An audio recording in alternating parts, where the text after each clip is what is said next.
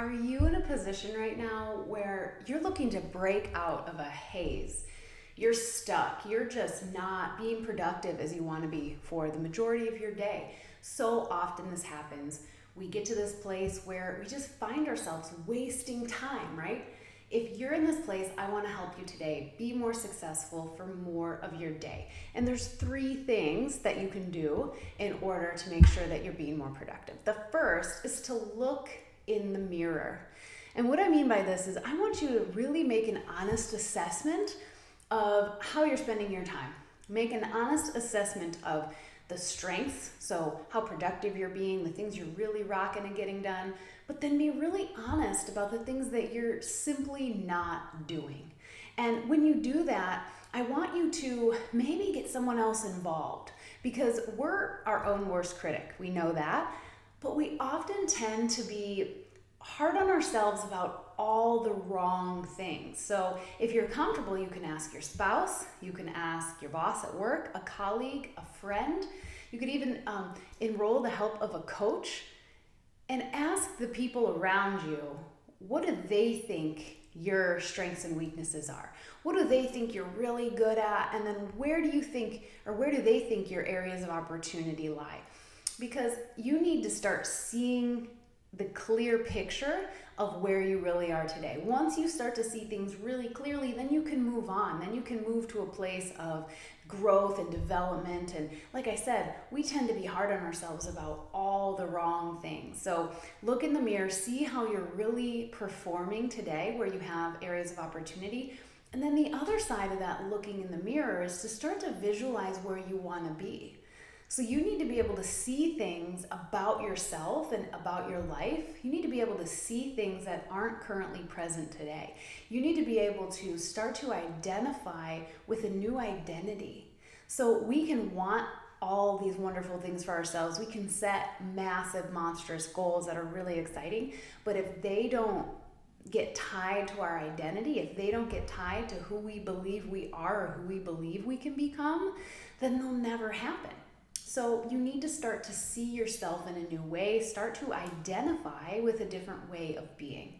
So after you take a look in the mirror, the second thing is to avoid focusing on what you won't do, and instead only focus on the things that you're really committed to doing. Because we can spend a whole lot of time focusing on all of our excuses and coming up with reasons why we're not going to perform or reasons why maybe we didn't hit the goals that we have. But instead of focusing on all the things you're not willing to do or all the things that aren't going to work in your current lifestyle, start to focus on what you will do, what you will perform and do. So pick one of those things, one thing to stop doing, perhaps one thing to start doing, and then one of your really great habits to continue doing. So focusing on what you will do and get rid of the excuses and stop spending time talking about what you don't do.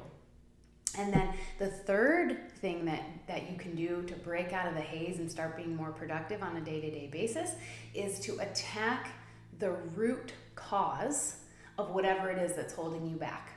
So let's say you have a goal to be more productive, right? We're talking about productivity. Be more productive during the day, and you're not hitting that goal. So you reverse engineer it, get to the root cause of it. You say, okay, well, I'm not being productive. Instead of being productive, what am I doing? Well, I'm checking email or scrolling through social media. And then you take another step back and you say, well, why am I doing those things rather than being productive? Why am I scrolling through social media?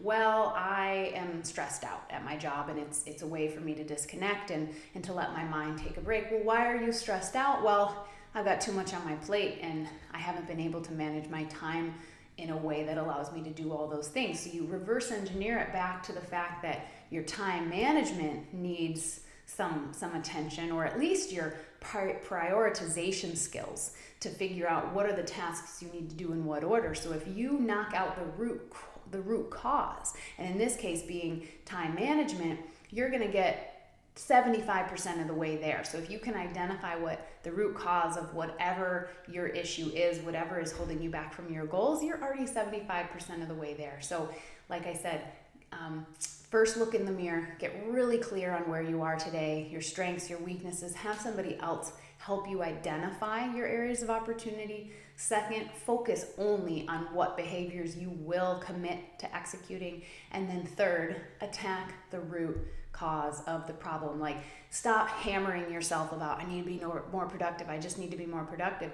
The more you just tell yourself what you need to be doing without any strategy, without figuring out what it is that isn't allowing you to be productive, the longer it's going to be before you actually reach that goal of, let's say, productivity in this case. So let's start with these three and see how that breaks you out of that haze. Just doing a little digging tends to wake us up.